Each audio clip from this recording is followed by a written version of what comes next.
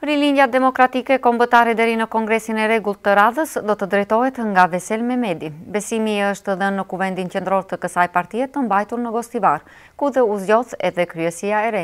Sekretar general është zgjedhur Zenun Ismaili, ndërsa nën-kryetar Hamdi Saiti.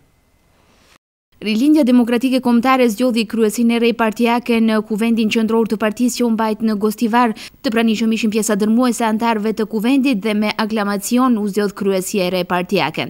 Vesel Mehmeti u zgjodh për kryetar të RDK-s, Zenun Ismaili sekretar general, ndërsa nën kryetar partie u zgjodh Hamdi Saiti. Zgjedhja e kryesisë së re si dhe kryesisë së ngushtë të partisë erdhi pas dorëheqjes së parevokueshme të kryesisë partijake paraprake. Ish lideri dhe themeluesi i Rilindjes Demokratike Kombëtare Rufi Osmani theksoi se kandidatura e profesor Vesel Mehmetit është kandidatura më e qelluar në një moment të vështirë politik në të cilin kalojnë shqiptarët në Maqedoni.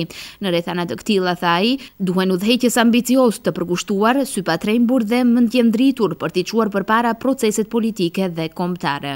Dëshiroj të konfirmoj se propozimi i dhënë nga dega e Gostivarit që kryetar i radhës si Rilindjes Demokratike Kombëtare të jetë profesor doktor Vesel Mehmeti, në këtë situatë është propozim i vetëm, i mundshëm, real, objektiv dhe propozim i cili identifikohet në një personalitet që ka kontribut të veçantë në lindjen, zhvillimin, sukseset dhe mbi të gjitha në mbijetesën e Rilindjes Demokratike Kombëtare.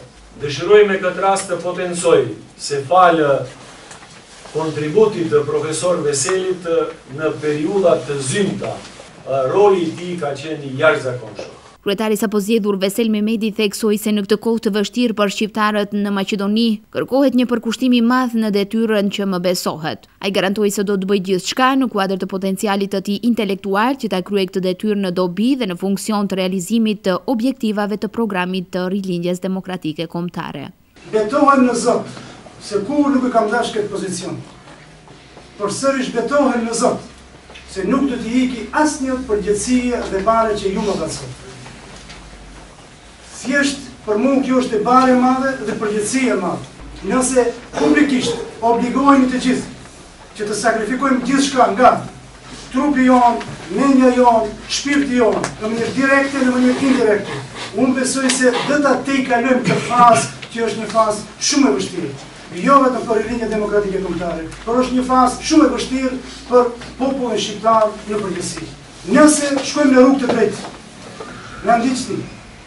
Nëse shihni se kemi deviju nga kjo rrugë e drejtë, na permisoni, na ndihmoni që ta tejkalojmë këtë fazë. Dhe besoj se me ndihmën e Zotit, me ndihmën e juaj, me ndihmën e aktivistëve të sinqertë që i kemi në terren, besoj se do dalim faqe bardhë për këtë periudhë që është mjaft delikate dhe mjaft vështirë. Në kryesinë e re partijake do të vazhdojnë të qëndrojnë dhe të japin kontribut edhe më tej figurat e tjera udhëheqëse themeluese të RDK-s si Rufi Osmani, Izet Zeqiri, Artan Dika, Fadil Zendeli, Ardian Demiri e tjerë.